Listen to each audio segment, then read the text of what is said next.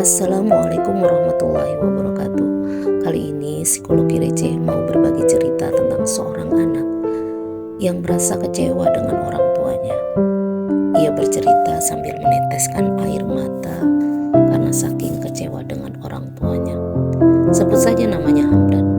Ia mendatangi ruang BK dan ingin bercerita bahwa saat ini ia sedang kecewa dengan kedua orang tuanya. Ia merasa tugasnya sebagai anak sudah ia lakukan dengan baik karena kedua orang tuanya selalu menuntut kepadanya agar ia menjadi anak yang rajin belajar, rajin melakukan aktivitas-aktivitas baik, menjadi anak yang baik, rajin melakukan sholat, dan bisa menjaga diri dan jangan sampai menjatuhkan nama baik kedua orang tuanya. Menjaga nama baik keluarga dan bisa mengangkat derajat keluarga. Kata-kata itu selalu ia dengar di kupingnya, yang rasanya dia ingin muntah karena selalu disuruhkan itu. Hamdan melakukan perintah itu dengan terpaksa, namun lambat laun ia merasa itu sudah menjadi kebiasaan dan rutinitasnya sehingga menjadi bagian dari perilaku baiknya. Alhamdulillah, ia tumbuh menjadi anak baik, soleh, dan selalu berprestasi. Semua ia lakukan dengan perfect, tanpa kurang apapun. Kedua orang tuanya pun merasa bangga dan selalu menceritakan Hamdan kepada sanak kerabat dan tetangganya. Hamdan sedikit risih dengan perlakuan orang tuanya yang selalu membanggakan dirinya karena jujur ia merasa sangat malu jika kebaikannya dibeberkan ke orang lain. Hamdan khawatir ia menjadi tidak ikhlas dan merusak niatnya untuk menjadi pribadi baik dan selalu menjadi anak yang berbakti. Anak itu sekarang merasa sudah dewasa.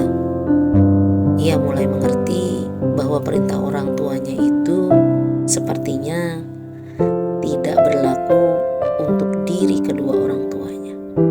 Karena orang tuanya selalu mengajarkan ia baik kepadanya, mengajarkan ia selalu melakukan kegiatan-kegiatan baik yang tidak menjatuhkan orang tuanya. Namun di sisi lain, ia sering melihat ibunya sendiri memperlakukan neneknya dengan tidak baik, berkata kasar, dan selalu mematahkan ucapan neneknya, seolah neneknya itu tak berharga, memperlakukan neneknya seperti bukan orang tuanya. Neneknya selalu dianggap salah, apapun yang neneknya lakukan. Tak jarang ibunya itu selalu marah-marah, tak jarang neneknya tidak diberi makan, dan masih banyak lagi perlakuan ibunya terhadap neneknya. Itu yang membuat ia berpikir, kenapa ibunya selalu memerintahkan untuk dia melakukan kebaikan, tapi ibunya sendiri tidak memberikan contoh yang baik kepadanya. Belum lagi kegiatan sehari-hari kedua orang tuanya. Ayah ibunya tak pernah melaksanakan sholat, abai semua waktu sholat. Ketika diingatkan, selalu memiliki alasan capek, sibuk, ngurusin rumah, dan lain sebagainya. Padahal usia kedua orang tuanya sudah tak muda lagi. Namun ibadahnya sepertinya tak doyan dan sangat jauh dari Allah. Islam hanya sekedar ada di KTP, bukan di hatinya. Ia merasa sedih dan sedih sekali melihat perilaku kedua orang tuanya. Banyak rutinitas kesehariannya meninggalkan sholat 5 waktu, seolah-olah tak ada rasa takut kepada Sang Pencipta. Hamdan terus bercerita kepadaku hingga akhirnya ia meneteskan air mata. Air mata itu menetes di pangkuannya. Ia terbata-bata sambil sesenggukan melanjutkan ceritanya. Bukan hanya itu, perilaku orang tuanya, dan lebih memalukan